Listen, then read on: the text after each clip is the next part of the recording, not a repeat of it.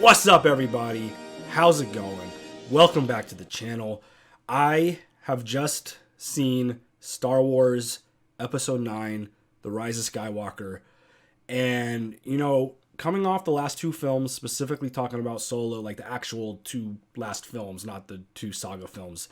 The last two films, Solo and The Last Jedi, those are two movies that I am very outspoken about. I've been very disappointed with them. Both really fun movies, really entertaining. There was just a lot of things in those movies that didn't land for me.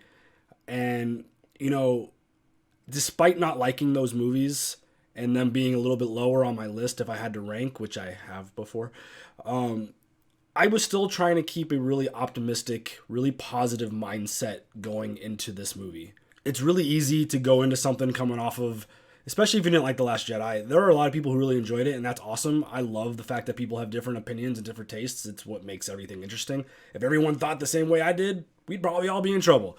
But I love opinions, and I love that people could have different thoughts and opinions about things. And, coming off of it, if you didn't like The Last Jedi, it's really, really, really hard to be positive going into this one. And I love Star Wars. I've loved Star Wars since I was a kid. I've got an older brother. He played all the toys. I've been around Star Wars and obsessed with it since I was a little kid. And it's always grown and been a huge part of my life. And, it's funny. Like, it's not just a movie to me. It's been a massive part of my life, and it's really important. So I do take this serious. I've invested time, money, emotion, conversation, like everything that you could think of that you'd put into a show or a movie or sports or anything that you love. You invest a lot of time and effort and money into it, and it's no different with Star Wars. And I wanted to love this movie going into it. I wanted to like it. I wanted to have faith in J.J. Abrams that he was going to wrap this thing up. And to be honest, my initial thought coming out of it, I fucking loved it. It had its problems. It has lots of flaws, and the more I think about it, like there's plenty of things that needed to be hashed out. There was a lot jammed in this movie, and my initial thought was like I was going to record this video after watching it the second time because I'm seeing it on Monday. But I wanted to get my initial thoughts out right away, which could be really dangerous because I also initially said that I really enjoyed The Last Jedi, and the more I saw it, the more I disliked it, mostly because of Luke and some of the other small things that went down in that movie. But coming out of this movie, there were things that I talked about in my expectations video that I didn't want. There were clear things I didn't want going into this movie. And some of those things happened. And if you didn't know, there's going to be spoilers I'm not hiding spoilers. It's too hard to do. I want to talk freely about this movie. But they did things in this movie that I did not want, and it worked. A lot of it worked for me, which, again, I always go back to the idea of storytelling. Like, tell a good story and it's going to change. It's going to shift your mind. Like, I went in and we'll definitely dive deeper into this, but I went into this 100% not wanting Kylo Ren to be redeemed. You know what? By the time it happened and by the time the end happened and the way it played out and the way the story was told for his redemption, it landed for me. I had no problem with his redemption. I mean, obviously I knew it was coming because it was, I don't know how you don't know that it's coming. You might hope that it wasn't going to happen, but I didn't want it to happen. I gave it pretty much a guarantee that it was going to happen. And even under those circumstances, I was really, really, really happy with the way it played out. And I guess we'll just talk about it now. We'll just dive into it right now. The reason why I didn't want his redemption is because I feel like there wasn't enough story to back up his redemption, his babyface turn, as us pro wrestling fans like to call it. There wasn't, like, he had doubled down way too hard on being a Sith, being a bad guy, being the supreme leader, all of this stuff, wanting to finish what his grandfather had started, all this stuff, like he killed his dad. He had done enough leading up to this movie to where I was like, it doesn't need to happen anymore. Redemption doesn't make sense. And we'll talk about this more in a minute, but one thing that I'm really, really disappointed about is Anakin. I felt like Anakin needed to be the vehicle to drive his redemption story. And instead, we got something, I don't know why I didn't even think of this, because to be honest, going into it, I had no idea what they were going to do with Leia. I 100% did not expect to see Han, which was really cool. I mean, a lot of people might shit on that, but he was having a memory. Like, he was seeing something that wasn't there. Like, it happens all the time. But I never actually thought Leia and Han could be the vehicle driving his redemption. And it works perfectly. It actually makes more sense that his parents are the ones to turn him back to the light over his grandfather, even though he idolizes his grandfather and looked up to him. It made sense. And Leia, just like Luke, I got really emotional a few times in this movie, and all the Leia stuff, it got me. It got me real good. And, just the fact that she did one last thing, she had just enough energy in her body to do one last deed. I love that they gave us a scene of her training. That should have been in the other movie. The fact that they showed us her training and that it was like the end of her training, which means her and Luke had been doing stuff for a while. Like, he was training her. Like, that needed to be way sooner in this trilogy. That way it could lay the foundation to be like, okay, Leia's got Force powers. She was trained as a Jedi. She chose not to go down that path. Even though there was like a really subtle line in The Force Awakens.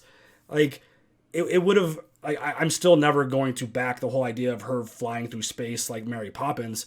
But, like, it would have landed a little bit better if we knew that she had legit Force training. Like, she was training to be a Jedi. Like, that was an amazing scene to see. And it was short, it was simple, but it let us know, hey, she's got Force powers. She was training to be a Jedi. She decided not to. And she used her last ounce of energy, just like Luke did, to go turn her son, Ben Solo, back to the light. And I thought it was great. I loved it. I thought it worked. It was not something that and I even said that in my expectations video. I'm like, there's a whole room full of people that are coming up with ideas that know this story more than I do. And we had no idea how they were going to use Leia in this movie. And I thought the way they used her was amazing. She was training Rey. I think that's really cool. She has a lightsaber. Pass it on to Rey. I think that's really cool. And I knew that there could be a way to tell his redemption story without something that I had thought about, that I hadn't thought about, and they did it. They used his parents, which, good. I liked it. It was really strong. And, I want to talk about Anakin real quick, because that is always going to kind of be the elephant in the room when talking about this movie. I feel like he was needed. I feel like it was a gigantic missed opportunity.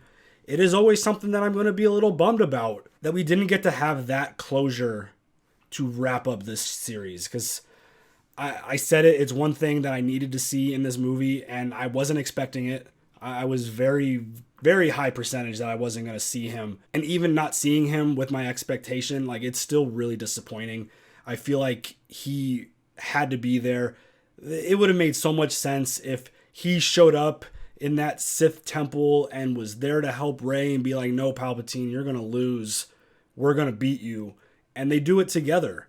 Like, I almost felt like they should have had like a Harry Potter moment, for those of you who have seen that movie, where like all the Force Ghosts would be behind Rey, helping her defeat Palpatine. I feel like that was a requirement for this movie. It didn't happen. We heard his voice. We heard a lot of voices in that scene where the Force Ghosts were talking to Rey. That was really cool. It wasn't enough for me. I needed more than that. But that is always going to kind of be like the missed opportunity for this movie, is not seeing Anakin. It just doesn't make sense to me that he wouldn't be in it. And it's one of those things, just like no one's ever going to be able to convince me that Luke would act the way he did in The Last Jedi. No one could convince me that there was no reason for Anakin to be in this movie. We're telling the story of the Skywalkers. Rey ended up being a Skywalker, which we'll talk about that a little bit at the end. But Luke and Anakin, like, those are the two main Skywalkers, and we got Luke. We didn't get Anakin. That is something that really bummed me out. Let's talk about Luke, because that is the number one reason why I'm not a fan of The Last Jedi. I personally believe Rian Johnson did not have a strong understanding of Luke as a character. Sure, people change, but there's, again, ways to tell a story to make his actions seem more plausible. The way he was handled, the way he was treated. I've said this before. George Lucas could try to convince me from what we have seen in these movies that Luke Skywalker would do what he did in The Last Jedi. I wouldn't buy it. I'm not going to support that idea. That is not what I would ever expect Luke to do. He is the most optimistic, hopeful person that we've ever seen in cinema. And the idea that a dream would force him to want to go murder his nephew and then go disappear, disconnect from the Force, disconnect from his sister, none of that would ever land. Like, that doesn't land with me. I don't care how you explain it to me. You could have your opinion about it. If it worked for you, that's fine. It'll never, ever work for me. Him taking the lightsaber, throwing it over his shoulder, disrespecting the Jedi's weapon like that, like, none of that stuff will ever, ever work for me. And it's probably reasons why I won't watch The Last Jedi often, if I ever even watch it again. But I've said this before. If you wanted to make the impact of what caused him to do that stuff actually land, visually show us what Luke went through. Don't give us like a quick 2 seconds flashback of like a bunch of fire and a bunch of just decimated like land. Like, show us the actions playing out. Like, go in depth with how much brutality actually was taking place in that moment when all of his students were killed. Like, take us into that moment and make it feel like, oh my God, Luke has no option but to leave and go hide and disconnect because anything he touches just crumbles. Like, okay, that's maybe I'd be a little bit more understanding, but we didn't really get that. And just he's the dude who stood in front of the Emperor, threw his lightsaber down like, I'm a Jedi like my father before me. Like, he fought Darth Vader. He felt that there was good in him. He was able to turn Darth Vader, the baddest dude in the galaxy, back to the light. And it's like, he's going to be scared of Ben Solo, who ultimately ended up becoming good anyways in the end? No, it doesn't work. I'm sorry. But his treatment in this movie was really interesting to me. It was the clear, obvious retcon that JJ did from Rian Johnson's movie, where he admitted to being wrong because Rey was going to go do the same thing. And he was like, nope, that was wrong. I made the wrong decision. As she threw the friggin' lightsaber into the fire, he's like, a Jedi does not disrespect their weapons like that. Thank you for doing that. That hearing Luke admit a wrong, because it's not, that is not what we've been taught that the Jedi would do. And don't give me this nonsense that Obi-Wan and Yoda did the same thing. No, they didn't. That was a strategic retreat in order to save the Jedi. That was done to preserve their way of life, to make sure that Luke and Leia would be able to grow up and thrive and become Jedi themselves. That was not them running and hiding and disconnecting from the Force. Actually, it was the opposite, because Obi-Wan was sent out with a mission to connect with Qui-Gon, so he was very much connected into the Force, and I'm sure Yoda was doing the same thing. So comparing what Luke did to what Obi-Wan and Yoda did at the end of Revenge of the Sith, not even in the same ballpark, not even in the same galaxy, completely different things. Luke went to go hide and disappear because he was depressed and upset with what happened. Yoda and Obi-Wan went out as a mission. It was strategic. They did it to preserve the Jedi way, and it worked, and they did what they had to do. So yeah, don't give me that nonsense that those two things are the same, because they're not. I've heard that argument so many times from people who support what Luke did. No, not the same, sorry. But I am really happy that one thing was obvious, because that's not Luke, and Luke knew it. Luke knew that he would never do such a thing, and so we had to get that course correction, and I'm very happy about that, because the Jedi don't just throw their stuff away. Luke would have never in a million years thrown his lightsaber over a cliff. Never would have believed. Like, I don't care who said. If George Lucas wrote it in a script and put it in the be like, no, that's not true. Like, that's not canon. George shouldn't be writing scripts. He should be telling stories. But yeah, like that is one thing that was pretty big in that movie, and I'm really happy that they did it. One of the things going into this movie that made me I had it at the top of my list of things that made me nervous was how they were going to handle Palpatine, because that is a really dangerous story to try to tell. It's a really dangerous thing to implement. Are you using him strictly for fan service? Are you going to completely screw up the end of Return of the Jedi by bringing him back? Are you going to explain it well enough? That was my biggest fear going into this movie, and thank you for telling it right off the top. They got right into him. He wasn't in this movie for 5 minutes. He was kind of just the overarching character. He was always kind of there throughout this whole film, and I thought it worked. I buy the story. It makes sense to me. He created Snoke. He had been manipulating Kylo Ren this whole time. He was hiding out on a hidden Sith planet in the unknown regions, and, he had been hiding and building this force. He was cloning and creating Snokes. There were more Snokes in his tank, which is something I could have done without seeing. If he just made one, that would have been just fine. But his story, like I mentioned in my video of expectations, all I needed was just like, hey, this is what I've been doing. This is what my plan is. This is what was going on all along. Boom, done. You did it. Thank you. You got it out of the way right off the top, and I was very pleased with it. I don't know if that's going to land for everybody. And I'm sure a lot of this won't land for everybody because, again, we all have different opinions. We all have different thoughts. And some people like The Last Jedi. Some people didn't. Some people are going to like Rise of Skywalker. Some people aren't. But the Palpatine thing doesn't ruin anything for me in terms of the original trilogy. His story makes sense to me. He is an insanely, insanely powerful Sith Lord. The way he was in that temple. The holocrons are back, which is so cool if you're a watcher of any of the other content, which I have watched Rebels, and holocrons are really cool. I think it's really interesting that they brought those back. Probably for people who have never heard of a holocron, probably might need some more story on that, and that's kind of a hard thing to kind of jam into the last movie of a 9-movie saga. But yeah, for those of us who know what it is, I think that was pretty cool that it became a major piece of the puzzle in terms of telling the story, and I really dug it. And everything with Palpatine, all of my fears were kind of thrown out right away, and I liked that he was in it a lot. I liked his story. I feel like his mission and his goal made a lot of sense. I'm happy that there wasn't another Death Star. That was really cool. He was just on a planet hiding, building a gigantic, massive fleet, and he wanted just to destroy everything, which, cool. I'm down with that. That makes sense to me. I do, of course, need to see it again. I need to hear a lot more explanation about certain things. But as of right now, sitting here, not that long removed from watching the movie, the Palpatine stuff put me at ease pretty quick. Something that I've been kind of predicting and talking about and thinking about a lot since The Force Awakens really is Rey's parentage and her background and her bloodline and all that stuff. And, they clearly made her out to be stronger than most. And I believe, and one thing I remember talking about with people who are like, she's too strong, it's impossible, she's never been trained, all this stuff. And it's like, yeah, like out of context, it's going to seem that way.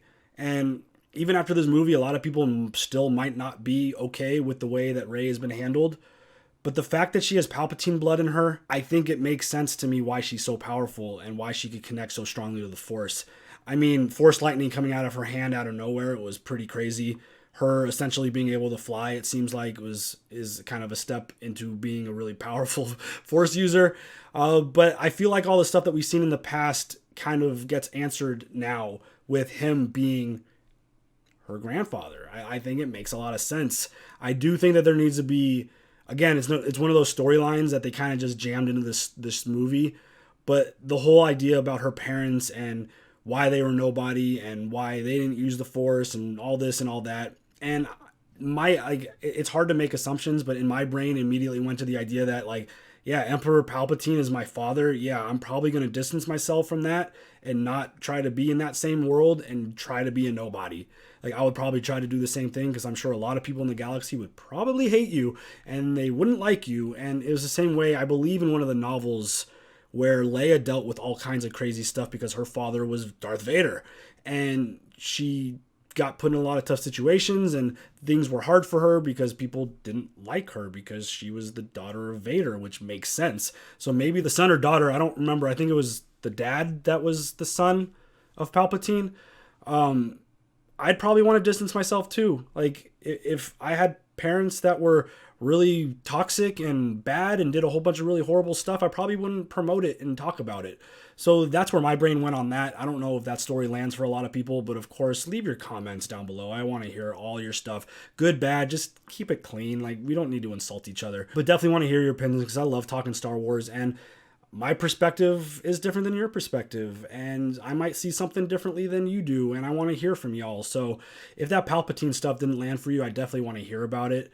But it did for me. Rey being a Palpatine it's something that I had in my head for a very long time. One of my buddies that I work with actually texted me. He's like, dude, you've been talking about her being Palpatine's granddaughter since forever. I'm like, yeah, it seemed like a really cool thing. I thought it would have been pretty dope if she went Sith, because that was pretty dope seeing her in that situation where she was fighting herself.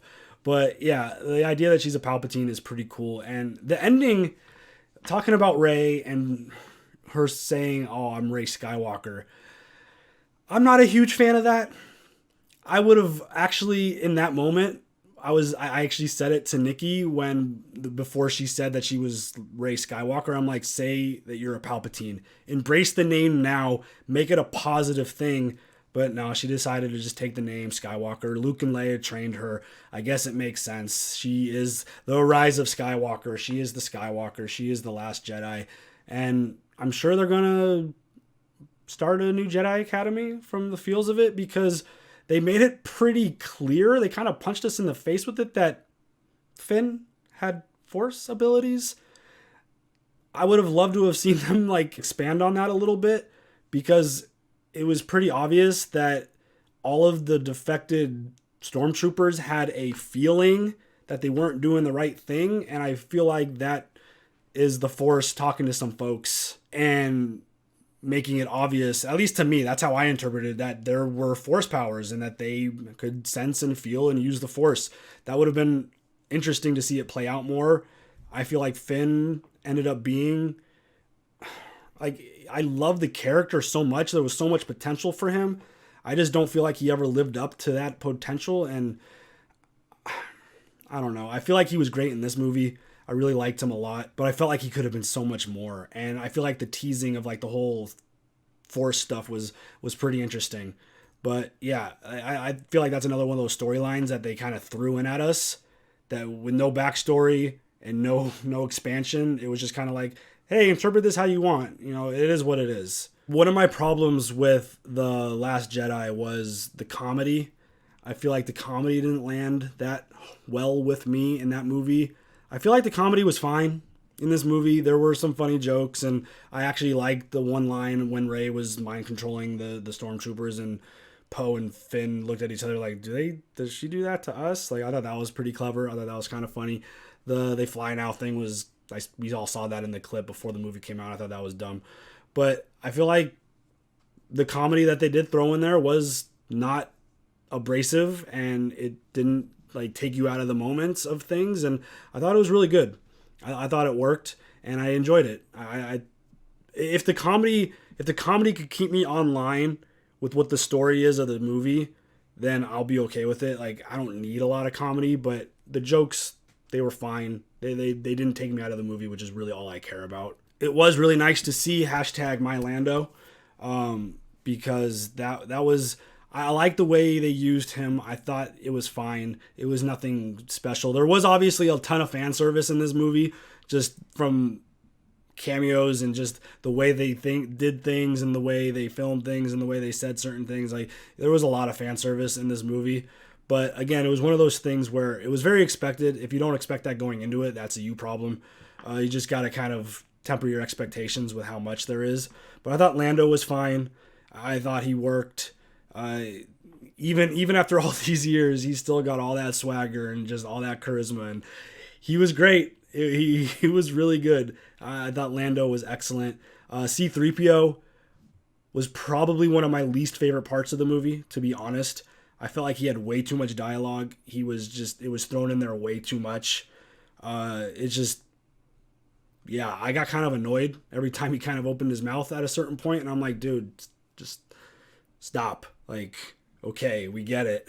But the fact that his eyes turned red because he had to have his brain wiped to transcribe the Sith text, which, it's a pretty interesting twist. It's kind of cool. But yeah, I felt like I could have done with a lot less C-3PO. I am really bummed out, though, that we didn't get more Force Ghosts, like I kind of mentioned earlier.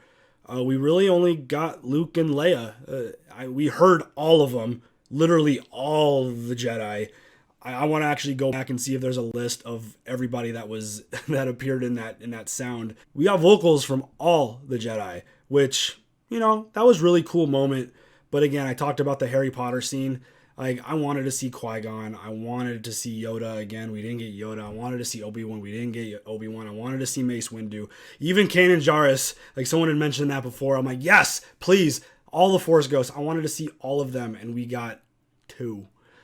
So that was a little disappointing. We didn't even get to see Kylo Ren as a Force Ghost, and he obviously kind of faded into the Force as well at the end there. But yeah, I'm a little disappointed that we didn't get that moment. I feel like that would have helped. Again, going back to Rey, just her defeating Palpatine, that was one of the things that I did not want to happen going into this. Her essentially defeating him by herself. Under the original circumstances of him attached to that machine, I'm like, okay, yeah, she's going to kill him and it's going to make sense. But he did that, like, pulled the souls out and used the Force healing power, which is the callback to The Mandalorian, which is why they put that in that episode with Baby Yoda pulling out the Force or using the Force to heal. We saw Rey do that multiple times, and then Palpatine used that against her and sucked the life out of them, basically, and rejuvenated himself to become big, bad, crazy Emperor Palpatine. And I still feel like the moment landed for me. It still worked because she had both lightsabers. She was getting support from all the Jedi, even though they weren't there physically. Like, the Force Ghosts weren't physically there. I think it would have been more impactful if they were there physically helping her, but they were helping her internally. And, you know, the one interesting thing is, like, Palp's Force Lightning was used against him, which is an interesting theory because was it being used against him, or did we saw that Rey had the ability to use the same powers as Palpatine because he's a descendant of granddaughter, you know, of Palps. But was she at that point controlling the Force Lightning, or was Palpatine still using it and unable to stop it from disintegrating and destroying him? That's one of those things that also kind of wasn't explained. But Rey is a powerful Jedi. She's really powerful, and that's very obvious from the moment that we've met her. But I feel like that scene would probably come with a lot less criticism if the Force Ghosts were physically there. If Anakin was there, Yoda was there, Kanan was there, Obi-Wan was there. Like, if all of the Force Ghosts were there fighting with her and we saw them doing it, I think that scene's going to get a lot of criticism, to be honest. But for me, it was okay. It worked. I understand how powerful she is and how she embraced all the Jedis and they were internally working with her. I get all that. But I feel like it would have been a much more powerful moment if we actually physically, visually saw the Force Ghosts helping her. Because, like I said before, I wanted all the Force Ghosts. And then Kylo's end, he sacrificed himself to save Rey, and then they have their kiss, which one of those things where if you were kind of paying attention to leaks and rumors and all that stuff, you knew something was coming along those lines. And it was another one of those things where I didn't want it. It didn't make sense to me. It didn't land for me as, like, thinking about how they would use it in the movie. And it was one of those moments. It's like, it's fine. Leia and Han kissed. Unfortunately, Luke and Leia kissed because they're brother and sister. But, like, we've seen kisses and love in Star Wars before. And the way this all played out, it was fine. It is what it is. Kylo Ren and Rey were connected and they've been through hell together. And, you know, he turned good and sacrificed himself to save Rey and then ended up dying for it. So, yeah, let him have a kiss before he goes. Fine. It's okay. It's not like it was some crazy, sappy romance love story that didn't make sense. All of the stuff was connected in the end, and just the buildup from what they were dealing with and the way Ben was redeemed and Han and Leia and the messages they were sending to him. It's not my favorite thing in the movie, but it's fine. It works. It's not something that sucked me out of the... Like, it was obvious that it was going to happen when he pulled her into that moment, but fine, whatever. I know a lot of people are going to criticize that too. For now, until I see it 2 or 3 or 4 more times, I'm going to just say that it's fine and just move on and be fine with it. But yeah, that ending for him, again, his redemption made sense. It kind of landed for me really well. And it's something I didn't want, something I didn't think it should happen, but it did and it worked. And just one more real quick thing before we wrap this up. John Williams, well done. The music was absolutely spectacular. I felt like that was the moments that made me the most emotional outside of certain other moments. Like the music, just hearing the music sometimes, regardless of what's like happening in front of me, can just suck me into a moment. And the Star Wars music is so good. John Williams is the absolute GOAT without question. I mean, just the fact that you could just start a single track and it's just like, oh boy, it's getting watery in here. Someone's cutting onions. Why is it dusty? What the hell? But yeah, the music was spectacular. I thought it was really good. That was just kind of the last thing that I had in terms of this movie overall. And, you know, I walked out of the movie and it's really weird because I have so many mixed emotions about this. And I talked about it at the beginning, but like Star Wars has meant so much, and this story specifically has been really pivotal and huge. It's my favorite content of all time when it deals with anything. Like the original 3 movies, like I'll watch those over anything every day of the week, never even in question. And just growing up with Luke and Han and Leia and Chewie and C-3PO and R2-D2 and like all the stories and missions and Darth Vader and Palpatine and all this stuff that we've done over these years, like walking out of this movie despite really liking it, and like I posted full caps love it. Like I loved it coming. Like it had its flaws, it had its problems, it had its holes, it's got its story issues, but the major storylines, the major things coming out of this movie, I really enjoyed. I feel like JJ did a really good job of kind of course correcting things without it totally being like a huge FU to Rian Johnson. It was pretty clear that some things were changed, and I think that's fine. Like JJ started the story, Rian changed it, so then JJ changed some things back. And I'm happy that he stayed true to the Rey's parents being nobody thing. That's fine. He was able to kind of use the grandparents thing, which is kind of what I was expecting. But like, it didn't feel like, and I could be wrong. Maybe I got to watch this again. I could be wrong though, but it didn't feel like JJ was disrespectful to Rian in terms of the stuff that he did this movie. So I'm really grateful for that. But walking out of it, it was just one of those weird things where I love the movie, but I was like kind of bummed out. Like it's like these 9 movies, this saga is over. There's obviously going to be tons of Star Wars content. That's not stopping. But this story is over. We're likely never going to see Luke, Han, Leia, Chewie. We might see Chewie, who knows? Or any of like those main characters in a movie again. That was kind of upsetting. And I kind of just wanted to sit in the theater and just kind of like let it all soak in. And it's been 40 years. I'm not 40. So the movie started before I was born, but it's been my entire life and it means a lot to me. And I have no problems being honest. I did not like Solo. I did not like The Last Jedi. I did not like some of the prequels. Revenge of the Sith is my 4th all-time favorite Star Wars movie. There is no problem criticizing and being honest. And I'm not just saying I enjoyed this movie just because I wanted to go into it liking it. I really enjoyed this movie. I think it was really enjoyable. Again, it had its holes, it had its issues, it has its question marks, but the overarching stories I feel like were nailed. I feel like the JJ did a really good job finishing up this story, and I know that's not going to be the case for everyone. I hope everybody it's impossible, but I know. But I just want everyone to be able to like be civil when discussing this stuff. If you liked it, cool. If you didn't like it, cool. Like we're allowed to have our opinions without attacking and destroying each other. We're all fans of Star Wars. Well, maybe you're not anymore. I don't know. But we're all fans of Star Wars. Let's just have good civil conversations about it, because regardless, at some point we all love Star Wars for something, and we all like different parts of Star Wars. So, you know, I'm going to continue to be optimistic. If you disagree with me, that's fine. I'm going to embrace your opinion because I love that people have different opinions than me. I think it's fun. It makes things more interesting. We could talk back and forth about it. Again, just be civil about the arguments and the disagreements and the debates. It's fine that we don't like all the same stuff. It's okay. I like this. I'm going to see it again. I'm probably going to see it 2 or 3 more times, because there is a lot in this movie that needs to kind of be digested.